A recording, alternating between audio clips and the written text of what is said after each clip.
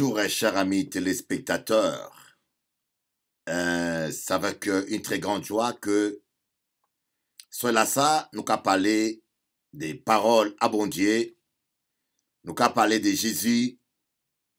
C'est avec grande joie que cela ça, on veut partager un peu avec vous la parole de Dieu. Nous savons que tous les soirs, nous avons toujours quelque chose à partager et à discuter ensemble, n'est-ce pas? Oui, Dieu, il est bon, il fait de bonnes choses, il fait de grandes choses. Et on peut dire ça, la vie est belle avec Jésus. Comme on dit en anglais, life is good. Dieu est bon, Dieu est merveilleux, Dieu est glorieux. Alors, aujourd'hui, je voulais faire une exhortation diverse. Nous qu'à appeler ça une exhortation diverse parce que je voulais un peu vous écouter, discuter avec vous, savoir parler, toucher un peu à tous les sujets qui nous concernent. Parce que moi, je crois que la religion, moi pas là pour parler de religion. On connaît même bien que ni un monde qui a tué pour la religion. Nous connaissons tous combien de guerres qu'on a vécues à cause de religion.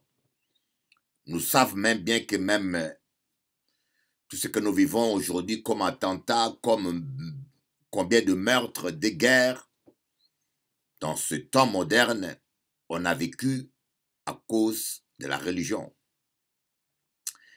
Mais aujourd'hui là, nous qu'à parler d'un sujet que en cas dit adorer malgré tout. On dit mais quand monsieur qu'a dit de qui était monsieur elle voulait parler, n'est-ce pas? Adorer malgré tout. Adorer malgré tout veut dire simplement que quel que soit ce que nous vivons, quel que soit ce qui se passe, faut nous faire confiance à bon Dieu, faut nous adorer, parce que lorsque tu adores, c'est comme si tu prends, en cas expliquer plus simplement, parce que en cas ou image, débitait que en cas expliquer on est portable. C'est ça, on est portable. En passable qui est portable on est, mais le portable, lorsque tu prends le portable, tu le branches dans la prise secteur, tu es simplement en train de charger ton portable. Tu es en train de recharger ton portable. C'est ça que moi j'appelle l'adoration spirituelle. Adorer Dieu, c'est se connecter à sa source. C'est se connecter à la source de la puissance, de l'énergie, qui est le Saint-Esprit. Et en voulant expliquer un bitin, voyez, le diable ne veut pas que tu adores Dieu. Je peux vous dire, le diable ne veut pas que tu adores Dieu. Ou ça pourquoi? Il sait que le seul moment où un homme se recharge spirituellement, c'est quand il adorer bon Dieu. Le seul moment où un homme se recharge spirituellement, c'est quand il adore Dieu.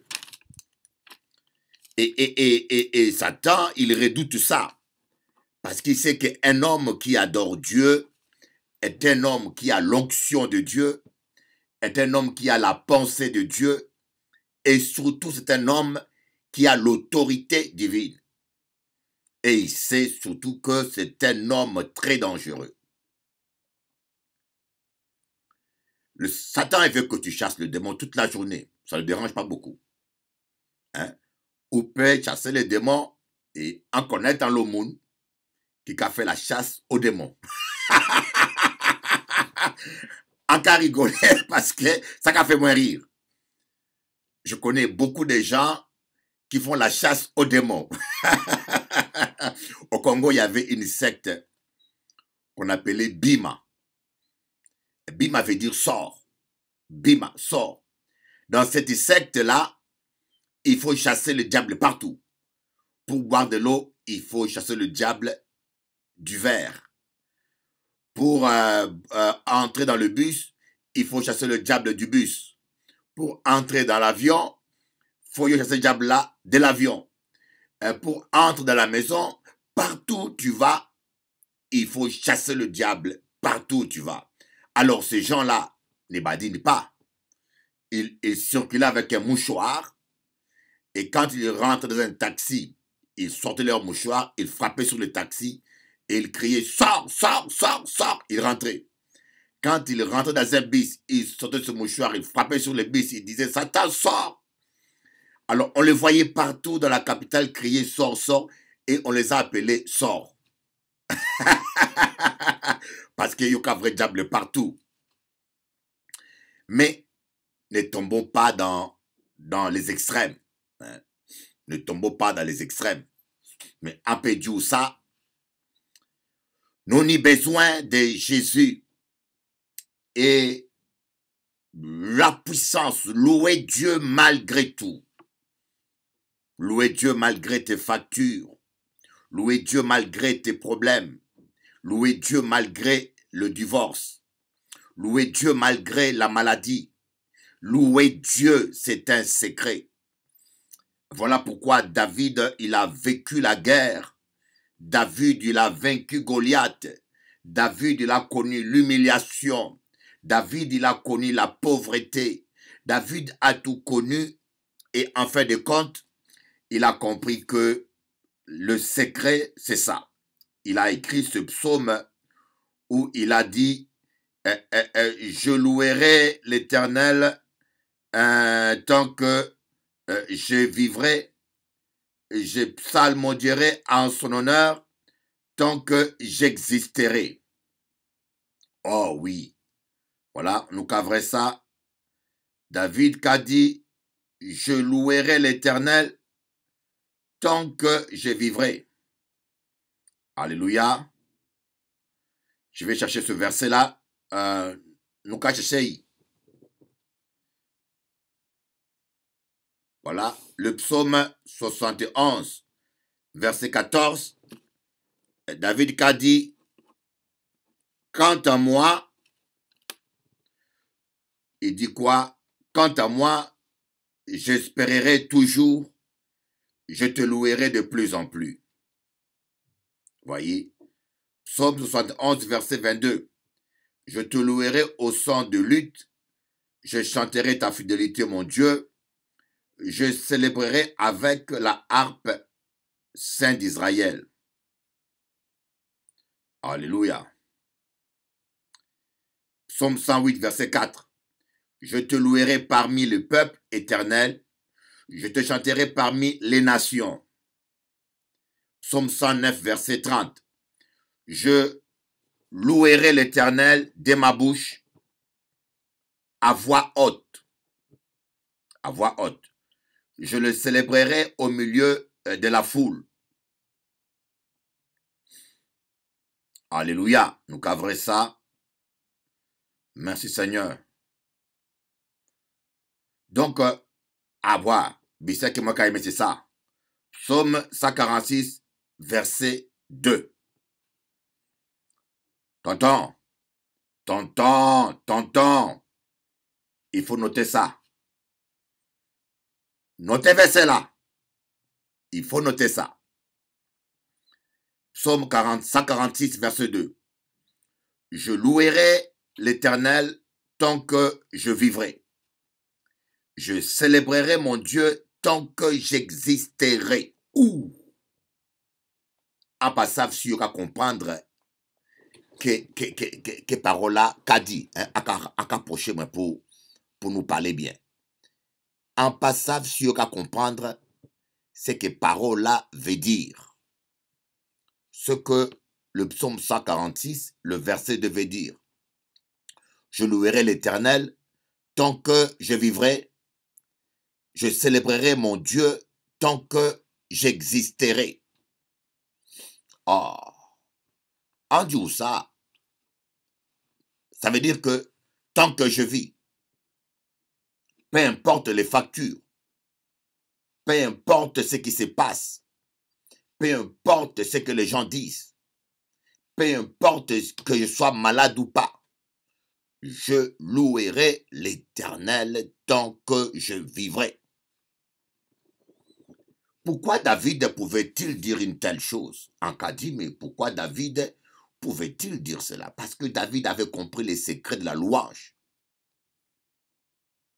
D'ailleurs, Paul et Silas ont compris la même chose. Le monde qui a pleuré, ah, pasteur vit à moi, ah, pasteur en pas de chance, ah, pasteur, gardez-moi bien. En cas parler de louange, je te parle de la louange. Tu ne peux pas t'imaginer les problèmes que je traverse. Peut-être qu'il y a vraiment, il y a passé que pasteur, bishop, il n'y a pas de problème. On a dit, ah, mais si bien. Le bishop, il est bien, il n'a pas de problème, mais si bien. Ah! Peut-être que j'ai plus de problèmes que toi. Mais en cas de ça, peut-être que j'ai plus de problèmes que toi-même. Si y a un monde qui dit qu'il n'y a pas de problème, c'est un escroc. Même Jésus lui-même avait des problèmes. Ses frères ne croyaient pas en lui. Jésus avait des problèmes. On voulait le piéger tout le temps. Il avait des problèmes. Il devait payer des impôts. La caisse était vide. En cas Dieu, comme tout le monde l'a dit, qui vivra, verra. Qui vivra, verra. Tant que tu vis sur terre, Bougamoin, il y aura toujours des problèmes. Mais faites confiance à Dieu. Faites confiance à Dieu. Nous ne sommes pas des orphelins. Nous avons des anges avec nous. Nous avons des frères et sœurs avec nous. Nous avons des amis avec nous. Faites confiance à Dieu. Faites simplement confiance à Dieu qui prend soin de ses enfants et qui ne les abandonne jamais. Faites confiance à Dieu. Croyez en son amour pour vous. Louez Dieu, même quand ça ne va pas. Parce que, en cas de ça, louer Dieu, c'est comme si tu as un portable, tu vas en voyage et tu n'as pas chargé ton portable. En passant, moi, je ne connais pas les routes à Paris, moi. À Paris, quand je circule, c'est avec le GPS que j'arrive à circuler. Et sans GPS, je suis perdu à Paris. En Pédjoussa, sans GPS, je suis perdu à Paris. Bon, il y a Jean-François Saint-Louis qui vit à Paris des années. Il connaît le chemin là de mémoire. Frère Georges, relu, lui connaît Paris des mémoires. Mais moi, sans GPS, moi, un perdu même. Alors, supposons que tu dois voyager. Tu ne prends pas le temps de charger ton portable. Et tu mets Waze. Tu mets GPS du portable en marche. Quand il est arrivé, cela m'est déjà arrivé. J'étais tellement pressé, je n'ai pas pris le temps de charger le GPS, mon portable, et je l'ai mis dans ma voiture. Et en cas dit, il faut que j'accélère. J'ai mis l'adresse où j'allais et en pleine route, la batterie était à plate. La batterie était à plate. Wow, voyage l'a perdu même. Le voyage était foutu là. Je suis arrivé, je crois, à 20, je roulais 1 heure, je suis arrivé à 20 minutes de mon point d'arrivée. Je ne savais plus où aller, ni à gauche, ni à droite. Je n'avais pas de carte, je n'avais rien. Et même pour rentrer d'où je venais, je ne connaissais pas la route. Donc, j'étais perdu. Je ne pouvais ni continuer, ni rentrer. En cas de voyage à moins perdu. Le voyage était perdu. Et depuis ce jour-là, j'ai acheté un adaptateur qui permet que mon portable soit toujours chargé, même quand je suis en voiture, pour ne plus revivre ce que j'ai vécu. Voyez, ne soyez pas pressé de commencer la journée, ne soyez pas pressé de vous engager, ne soyez pas pressé de courir. Prenez le temps d'abord d'adorer Dieu. Prenez le temps de passer des moments dans la présence de Dieu pour recevoir des consignes, pour recevoir des révélations, pour recevoir la parole de Dieu. Prenez le temps. Ne vous précipitez pas au mariage. Ne vous précipitez pas dans le ministère. Ne vous précipitez pas. Prenez le temps de prier, de recharger la batterie afin que le Saint-Esprit ne vous fasse pas défaut. Mais c'est même bien que Jésus-Christ fait.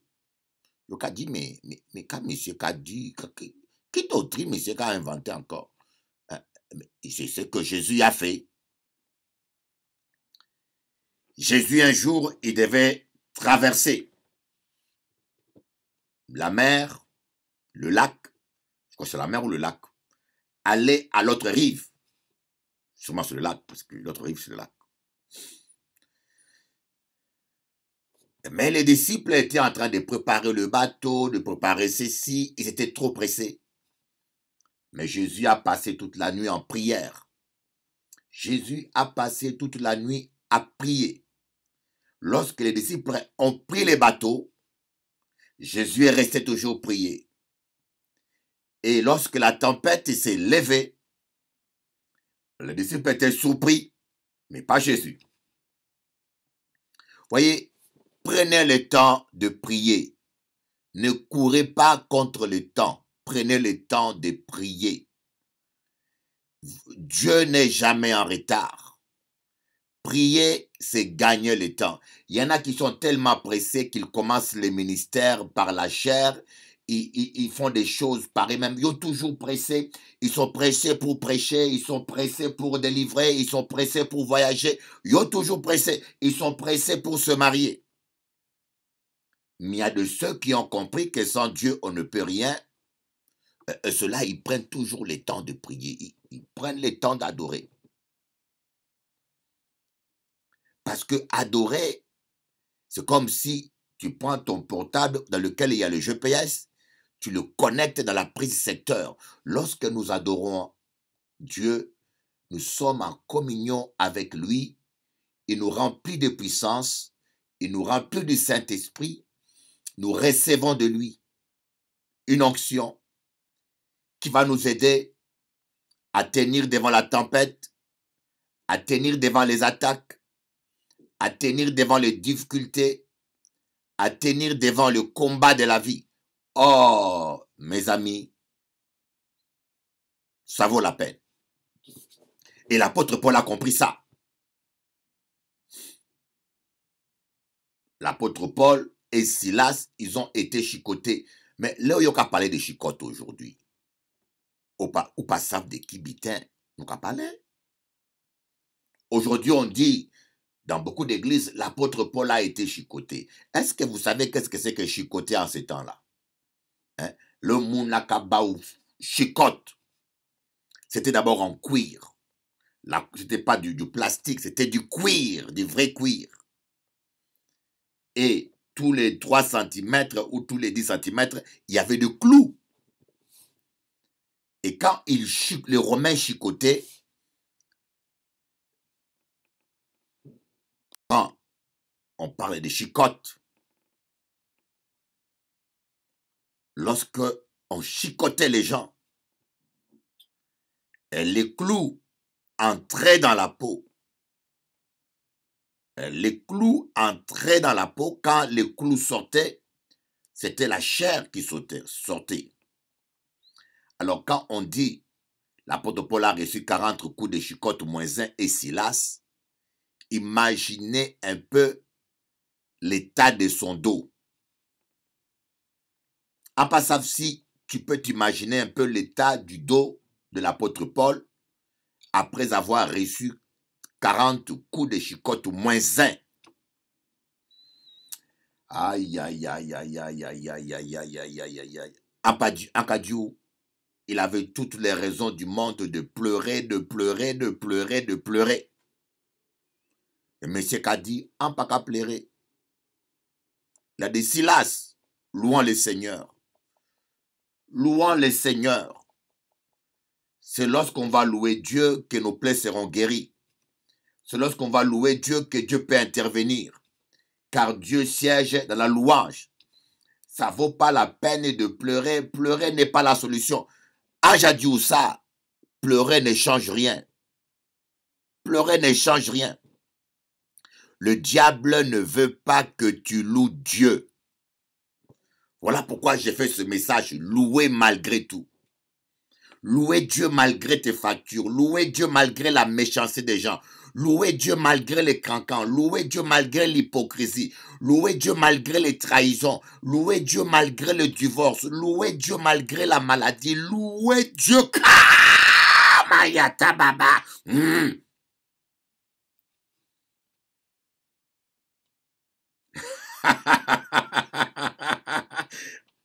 Écoutez-moi, Bougamouin. Je dis là qu'à prêcher au louer bon Dieu. Mais en pédiou, en cas traverser un moment difficile même. On peut parler en famille. On parle en famille. Je vous prêche de louer Dieu. Louer Dieu malgré tout. Mais je vous dis actuellement, je passe un moment tellement difficile. Voyez, je me suis dit, mais est-ce que je fais l'émission ou pas? Qu'est-ce que je vais prêcher? Je fais l'émission ou pas? Et qu'est-ce que je vais prêcher? Je me suis dit, mais qu'est-ce que je vais prêcher? Je dis, ouais, je vais prêcher, louer Dieu malgré tout. Akadiou, si tu loues pas Dieu, ou qu'à déprimer. Si tu loues pas Dieu, tu vas déprimer. Il y a des choses que nous vivons, des situations où nous traversons. Si tu ne loues pas Dieu, tu vas déprimer. Si tu ne loues pas Dieu, tu vas craquer. La clé, c'est apprendre à louer Dieu, quelles que soient les circonstances. Voilà pourquoi David a dit, dans le psaume 146, verset 2, « Je louerai l'Éternel tant que je vivrai, je psalmodierai en son honneur tant que j'existerai. » Peu importe ce qui se passe, peu importe ce qui se dit, peu importe ce que je ressens, peu importe ce qui importe. Loue l'Éternel. Akadiou, c'est une folie. C'est une folie, mais c'est ça. La foi est une folie. La foi est une folie. Ouais. On va expliquer un bitin. En cas expliquer un bitin. En cas chercher verset là dans les psaumes, ils crurent à ses paroles et ils chantèrent ses louanges. Nous cas chercher. Oh, psaume. Ah, il n'y a pas ça en psaume. Ah, il n'y a pas ni ça.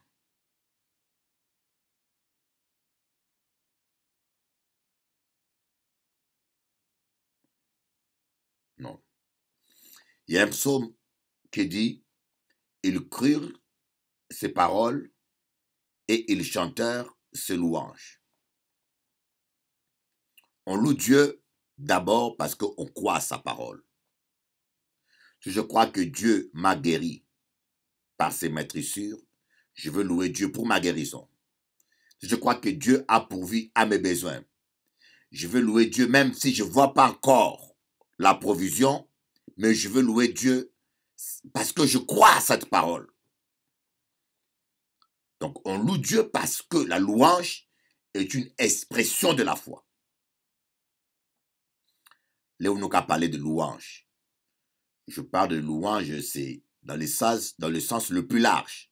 Adorer et louer inclus. Adorer, louer et célébrer. Dans le sens le plus large. Parce qu'il y a des passages où on dit louer dans certaines terminologies grecques et hébraïques d'origine. Ça inclut adoration, louange et célébration, bien sûr. Donc on célèbre Dieu, on le loue parce qu'on croit qu'on a la victoire. Même quand on ne vit pas la victoire, même quand on ne voit pas la victoire, mais on croit qu'on a la victoire. Amen. On le loue aussi pour ce qu'il a déjà fait. Voyez, on le loue déjà par « Oh, l'Éternel m'a guéri, je vais le louer » pour l'exprimer ma gratitude. Voyez, il y a deux formes de louange.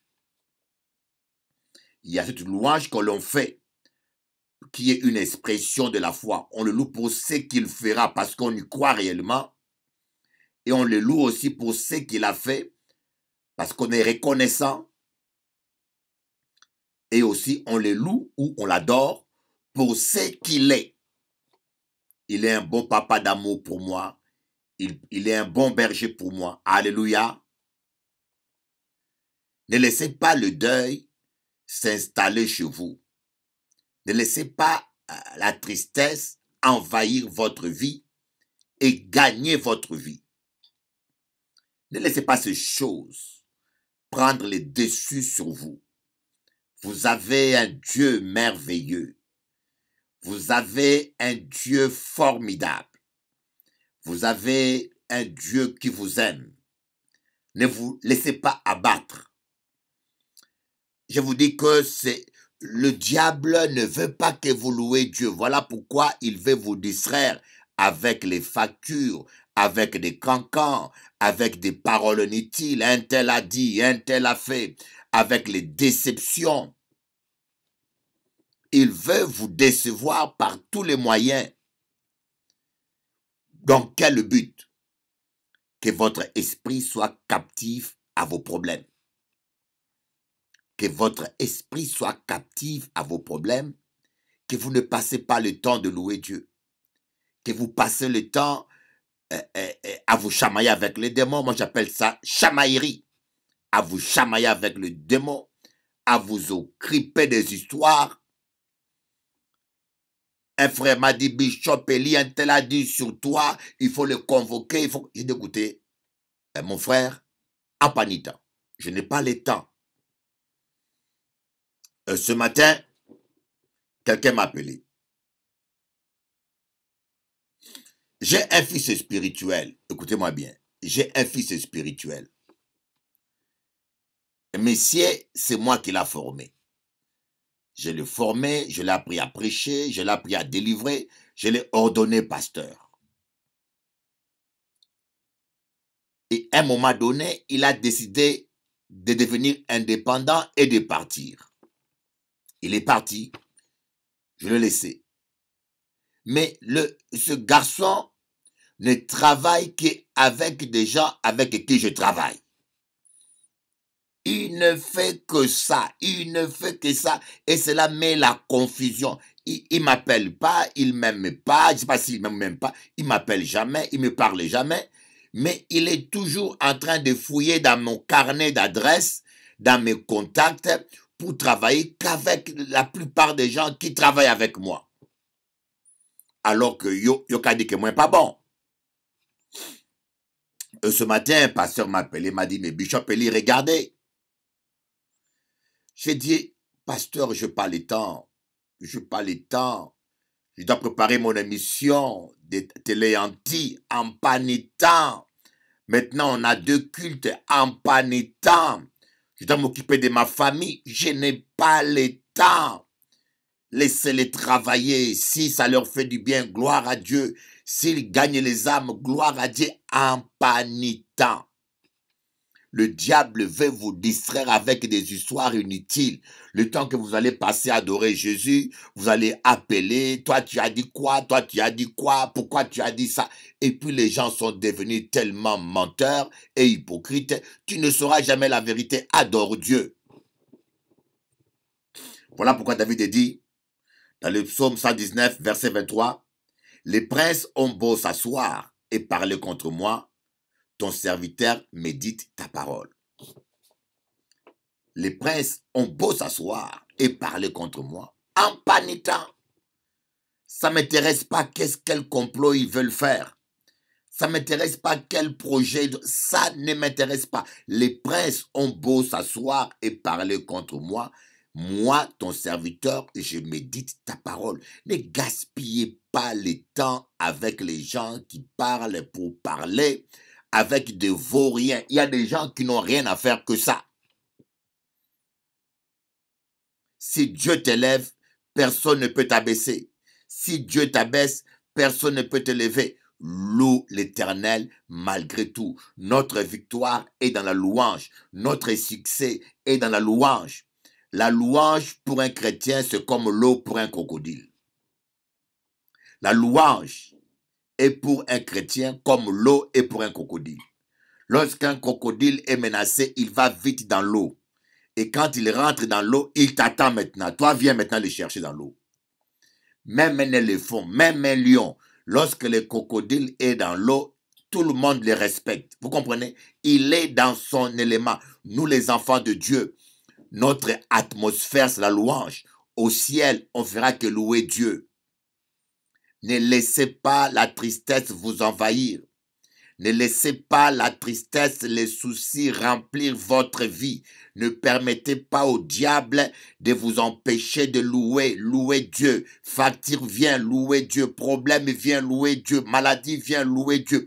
Parce que lorsque vous louez Dieu, c'est en ce moment-là que la puissance de Dieu se manifeste. C'est en ce moment-là que Dieu nous délivre.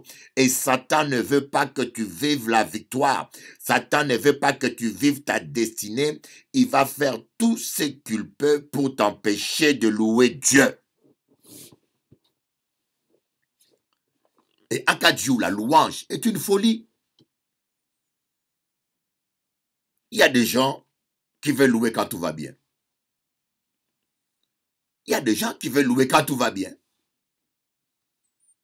Or, on a besoin de la louange quand tout va mal, messieurs. Quand tout va mal, c'est là où on a besoin de louer Dieu. Et Paul a compris ça. Paul, on l'a attrapé, on l'a chicoté d'abord. Ça devait piquer, hein? Imaginez-vous, on met des 40 coups de fouet -1 avec des clous dedans. Il y avait du sang, blessure, ça piquait, il y avait tout. Mais l'apôtre Paul, avec Silas, ils ont dit, on ne va pas pleurer. On ne va pas se plaindre. On va louer Dieu. On va louer Dieu malgré notre douleur. On va louer Dieu malgré notre souffrance. On va louer Dieu malgré leur méchanceté. On va louer Dieu parce qu'il est Dieu. On va faire comme David. Je louerai l'Éternel tant que je vivrai. Je célébrerai en son honneur tant que j'existerai. Psaume 146, verset 2. Ils ont commencé à louer. Ils ont commencé à louer. Et je vous dis, la terre a tremblé. Les prisons sont tombées, les murs de prison sont tombés. Les chaînes sont tombées. Et ce geôlier qui les gardait en prison, qui devait être leur ennemi, il a accepté Jésus. Vous voyez, en cas de jour, les gens qui vous critiquent, qui vous calomnient, qui vous combattent, si vous continuez à les aimer, à les pardonner, à louer Dieu, ils peuvent devenir vos amis. Voyez, si l'apôtre Paul avait l'amertume ou la rancune envers ces geôliers, il leur aurait dit, coupe-toi bien la tête. Parce que quand le geôlier, vous savez, dans l'Empire romain, il y a des prisonniers, lorsqu'ils échappaient, ont tué le geôlier. Dès que si on te met soldat, tu dois garder des prisonniers. Si le prisonnier arrive à s'échapper, c'est toi qu'on va tuer. Et c'est pour cela, lorsque le geôlier a vu que les prisonniers allaient s'échapper, il a dit, ça ne vaut pas la peine de rester, il voulait se donner la mort. Et l'apôtre Paul aurait pu dire, bien fait pour lui. Ils m'ont chicoté, bien fait pour lui. Non, l'apôtre Paul avait l'amour pour eux. L'apôtre Paul ne les détestait pas. Et l'apôtre Paul, au contraire, il a dit, ne vous faites pas le mal. Il les a apportés Jésus-Christ. Les gens là qui vous critiquent là, en cas de ça, les gens là qui vous critiquent, qui sont hypocrites avec toi, qui te calomnient, je te dis, continue seulement à louer Dieu et dis Seigneur, donne-moi l'amour. Aide-moi à les aimer, bien que ça devienne compliqué. Parce qu'en peu de ça, il y a des gens qui sont difficiles à aimer. Hein? Même yo voulait aimer, mais aïe, aïe, aïe, aïe, aïe, mais c'est pas qu'à arrêter. Il y a des gens qui sont difficiles à aimer, que c'est vraiment, il faut, si le Saint-Esprit ne t'aide pas à le pardonner, tu ne pourras pas y arriver. Et d'ailleurs, c'est la raison pour laquelle le Seigneur a donné le Saint-Esprit. Parce qu'il sait qu'il y a des situations où, tout seul, on ne pourra rien faire. Alléluia. La louange. Et c'est comme ça que le mur de la prison sont tombés, les chaînes sont tombées. Le chef de la prison qui avait maltraité Paul, il a donné sa vie à Jésus et il a été sauvé. Et Pierre et Silas ont été libérés. Imaginez-vous que Paul, plutôt c'est Paul, pas Pierre. Imaginez-vous que Paul, en prison, se mette à pleurer, se mette à se plaindre, se mette à critiquer. Je ne pense pas qu'il n'aurait pas vécu ce grand miracle. Tati, moi j'ai dit ça. Peu importe ce qui se passe dans ta vie, j'aimerais te dire quelque chose simplement. Loue l'Éternel. Oh, merci Jéhovah. Merci mon Dieu pour ta fidélité. Merci mon Dieu pour ta puissance. Merci mon Dieu parce que tu es Dieu. Merci mon Dieu parce que tu es Dieu. Merci mon Dieu parce que tu es le roi. Merci mon Dieu parce que tu es capable. Merci mon Dieu pour tout ce que je vis. Merci mon Dieu pour ma famille. Merci mon Dieu pour ma santé. Merci mon Dieu pour mon église. Tu es le Dieu tout-puissant. Devant toi, rien n'est impossible. Tu es celui qui guérit les malades. Tu es celui qui délivre. Tu es le Dieu des dieux. Tu es le roi des rois. Je vais t'élever. Tu es celui qui a créé le terre et le ciel. Rien n'est trop compliqué devant toi. Rien n'est trop dur devant toi. Tu es le Dieu tout-puissant. Aucune maladie ne peut te résister. Aucune situation n'est trop forte devant toi. Parce que tu es Dieu et que tu règnes. Tu es celui qui a ouvert la mer rouge en deux. Tu peux trouver une solution là où je ne vois pas de solution. Tu tiens ma vie dans tes mains. Tu tiens ma santé dans tes mains. Tu tiens mon fils et mes filles dans tes mains. Tu as mon avenir dans tes mains. Tu as les églises que tu m'as confiées dans tes mains. Oui, Dieu, tu es Dieu. Aujourd'hui, je vais te bénir. Tu es celui qui paye mes dettes. Tu es celui qui guérit mes maladies. Tu es celui qui délivre tes enfants. Je veux te louer. Je veux te louer. Je veux te dire, Seigneur, je t'aime. Je t'aime et je t'aimerai toujours. Amen.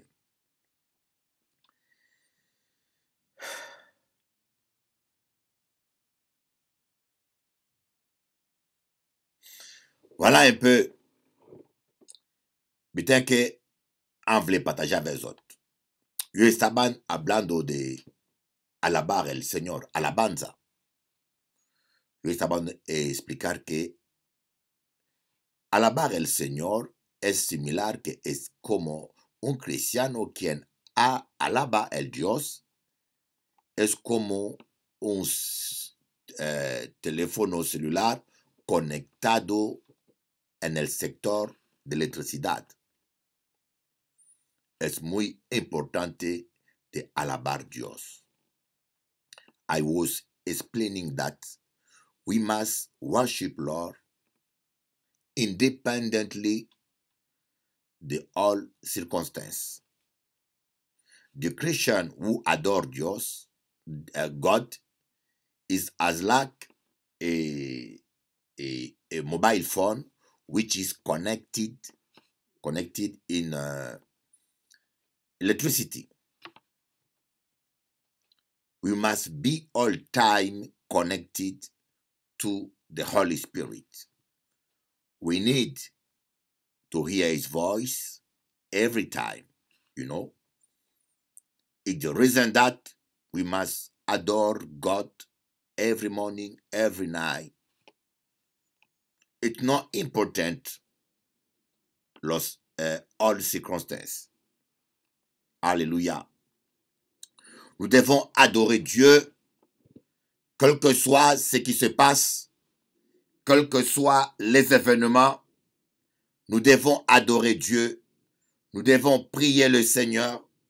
Nous devons donner la première place à Jésus. Donne la première place à Jésus. Donne la première place à Jésus. Donne la première place à Jésus. Donne ta vie à Jésus. Louez le Seigneur. D'ailleurs, Dieu nous a créés pour l'adorer.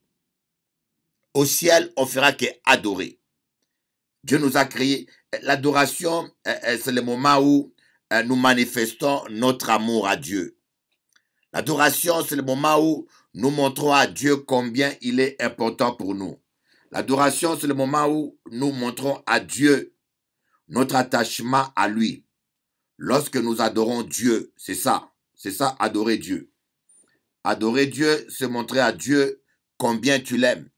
Adorer Dieu, c'est exprimer à Dieu la confiance que tu lui fais. Adorer Dieu, c'est ça. Et Dieu nous a créés même pour cela, pour partager son amour avec nous. Un chrétien qui n'adore pas Dieu, qui ne met pas l'adoration au centre de sa vie de prière, c'est un chrétien qui a loupé même, qui est à côté de la plaque. C'est la raison pour laquelle l'apôtre Paul dit, ayons les yeux fixés sur Jésus qui est l'auteur de la foi et celui qui l'amène à la perfection. Nous devons avoir des yeux fixés sur Jésus qui est l'auteur de la foi et celui qui mène la foi à la perfection. N'ayez pas vos problèmes au centre de vos préoccupations. Cherchons d'abord le royaume des cieux. Quelqu'un qui cherche d'abord le royaume des cieux, c'est quelqu'un qui met l'adoration au centre avant toute chose. Vous ne pouvez pas chercher d'abord le royaume des cieux et vous n'adorez pas. Impossible. Vous pouvez le faire pendant un temps, mais il y a un temps où vous allez oublier d'adorer Dieu. Seuls des vrais adorateurs peuvent chercher premièrement le royaume des cieux et sa justice par-dessus tout. Voilà pourquoi je vous dis, adorez Dieu. Adorez Dieu en tout temps. Il est digne d'être adoré. Il est digne d'être élevé. Il est digne d'être magnifié. Alléluia. Sakarababa shotoro babarakaba. En Dieu, c'est important de louer Dieu.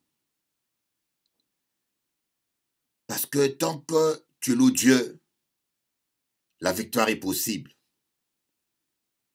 Tant que tu loues Dieu, tu restes connecté avec le Saint-Esprit. Dans Romains, la parole de Dieu dit, la tristesse selon ce monde amène à la mort.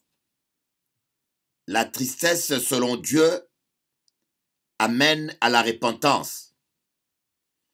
Ne laisse pas la tristesse envahir ta vie. Ne laisse pas la tristesse détruire ta paix. Ne laisse pas la tristesse. En cas Dieu, À Kabaou, un petit exemple. Je ne pense pas qu'il y a quelqu'un qui voudra rester dans un endroit où il fait froid s'il n'est pas habillé contre le froid. Je ne pense pas que en plein hiver, il y a des gens qui vont nager à la plage. Là où ni hiver à l'Europe, là ça, en métropole, pas mon cas aller nager. Pourquoi? Parce que l'eau est trop froide. Et quand l'eau est froide, tu te sens pas bien dans l'eau.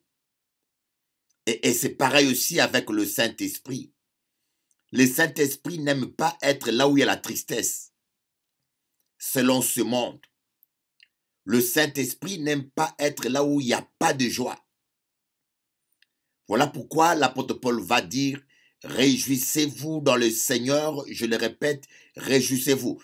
Pas laisser la tristesse envahir votre cœur. Pas laisser la tristesse dominer votre âme. C'est la raison pour laquelle, dans le psaume 42, David dit, mon âme, pourquoi t'as battu sur moi, mon âme, pourquoi t'as battu? Si vous laissez tristesse là, si vous laissez la tristesse dominer votre vie, vous laissez la mort spirituelle envahir votre vie, vous laissez la dépression, vous laissez l'angoisse, vous laissez le désespoir remplir votre vie. J'aimerais vous dire, il y a tellement de raisons pour lesquelles il faut louer Dieu. D'abord, vous êtes en vie, il faut louer Dieu pour ça. Pour ce qu'il a fait de bon déjà, que vous le connaissez, il faut louer Dieu pour ça. Et pour ce qu'il fera demain par la foi, parce que vous croyez que les meilleures choses de la vie sont devant vous, il faut louer Dieu. Croyez à la puissance de Dieu. Croyez que c'est encore possible. Vous n'êtes pas fini.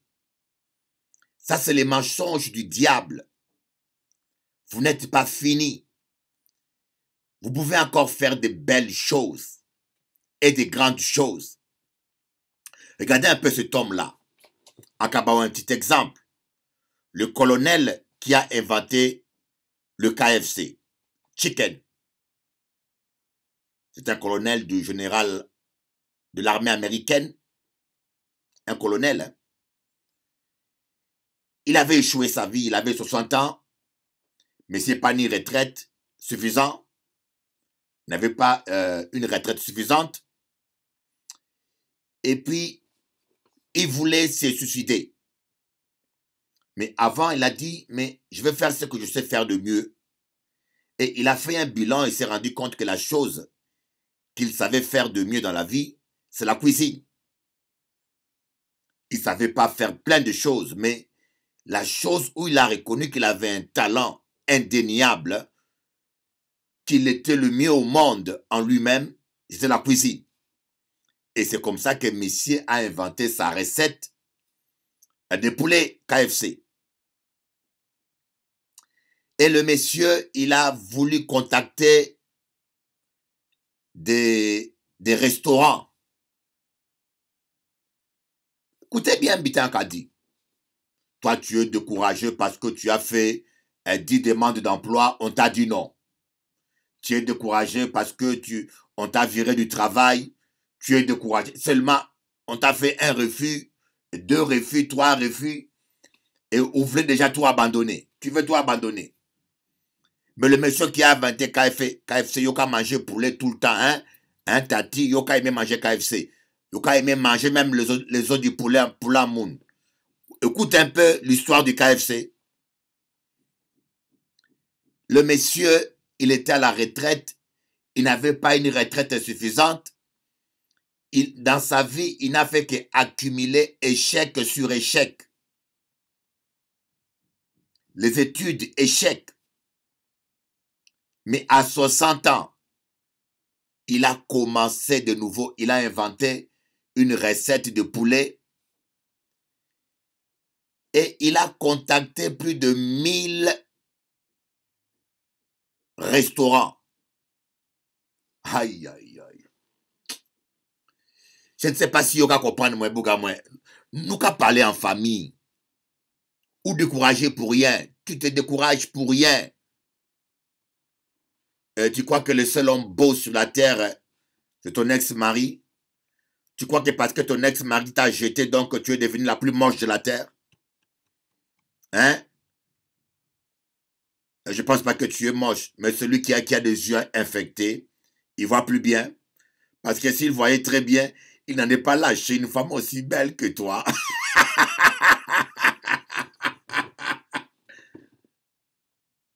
Est-ce que tu m'entends? Et les messieurs, il a essuyé plus de 1000 refus. 1000! Oh, en passant si vous pouvez imaginer quel courage, messieurs. Quand 1000 personnes te disent c'est pas bon, c'est mauvais, c'est pas bon, c'est mauvais, on n'en veut pas, c'est mauvais. Mais le gars, il avait confiance dans sa recette. Il avait confiance que...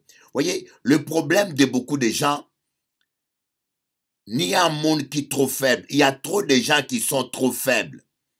Lorsque tu es esclave des opinions des autres, lorsque tu dépends de ce que les gens disent, tu ne feras rien dans ta vie. Tu peux faire quelque chose de bon par méchanceté ou par jalousie. Les gens ne veulent pas apprécier. Tu trouveras très peu de gens qui vont apprécier ce que tu fais.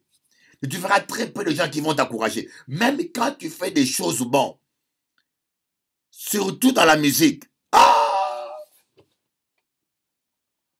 Il y a des domaines comme la musique. Il y a des domaines où les gens sont tellement jaloux et en compétition que si tu dépends des compliments des gens, tu veux que les gens puissent t'apprécier, tu seras découragé.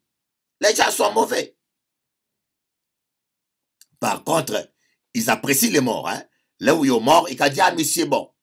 Lorsque tu n'es plus là, alors là, tu auras des bouquets de fleurs. Ils vont dire des bonnes choses pour vous. Même vos ennemis qui vont critiquer vont te louer. D'ailleurs, c'est la raison pour laquelle Dieu a dit à Josué, fortifie-toi toi-même. Par exemple, moi, quand je me réveille le matin, je dis, waouh, je suis beau. Ah, je suis beau, mon Dieu. Félicitations, Jésus. Tu as créé une beauté comme ça. Waouh! En Pakistan, mon l'a dit moi ça. Oh, d'ailleurs, ils me disent pas du tout ça. On me dit rarement ça. Quand on me dit ça, c'est qu'il y a des intentions malsaines derrière. Et j'ai appris à ne pas attendre des compliments des gens. Je prêche bien, je sais ça, je prêche bien, point trait. Le Saint-Esprit me dit que je prêche bien, je prêche bien. Alléluia. Mais si tu attends que les gens puissent t'encourager, les gens puissent t'appuyer, tu seras dessus. Parce que les gens sont foncièrement mauvais. Pour critiquer, ils savent critiquer. Hein. Pour dire que c'est mauvais, ils savent le faire. Là même, tu n'as même pas besoin de leur demander. Ils te le disent gratuitement même. Mais quand c'est bon, ou bien ils deviennent timides, ou bien ils ne parlent pas. Monsieur KFC, il a reçu plus de 1000 refus. En Cadio, 1000 refus. Il a tenu bon. Et aujourd'hui, KFC, c'est le deuxième plus grand restaurant au monde après McDonald's. Voyez.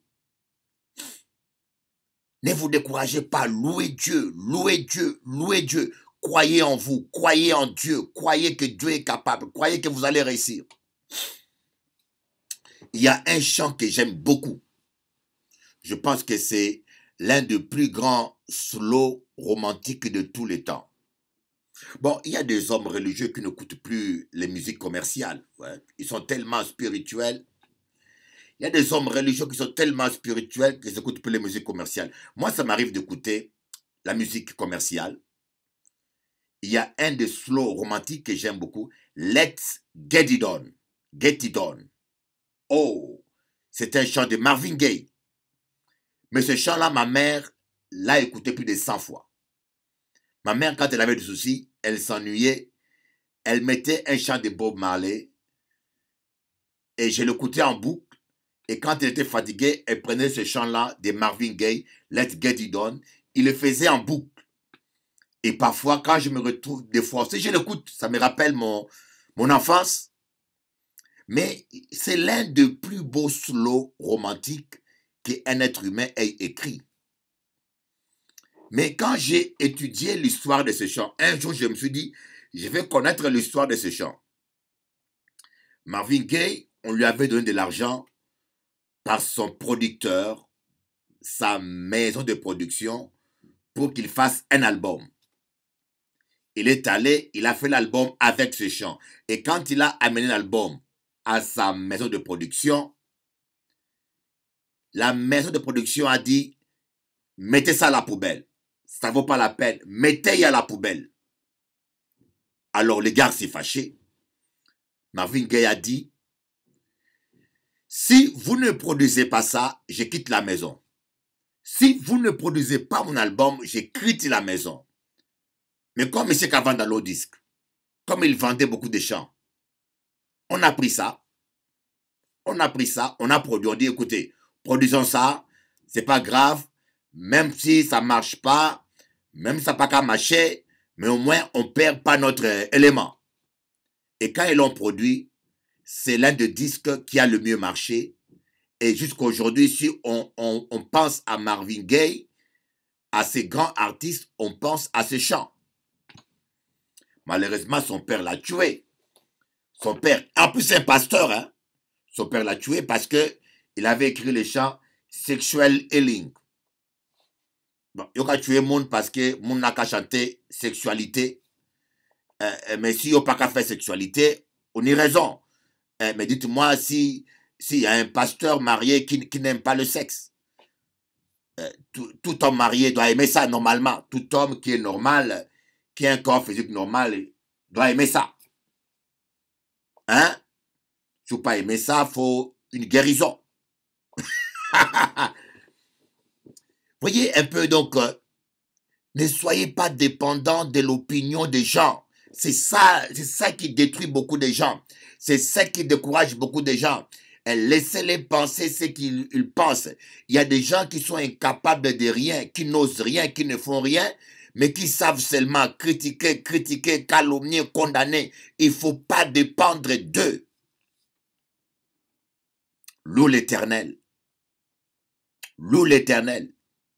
Chante à la gloire de Dieu. Déclare la parole de Dieu. Crois à la parole de Dieu. Confesse la parole de Dieu. Loue l'Éternel. Il ne te lâchera jamais. Il ne t'abandonnera jamais. Loue l'Éternel et tu vas t'en sortir. Voilà un peu ce que je voulais partager avec vous aujourd'hui avec un grand plaisir. Bon Dieu bénisse.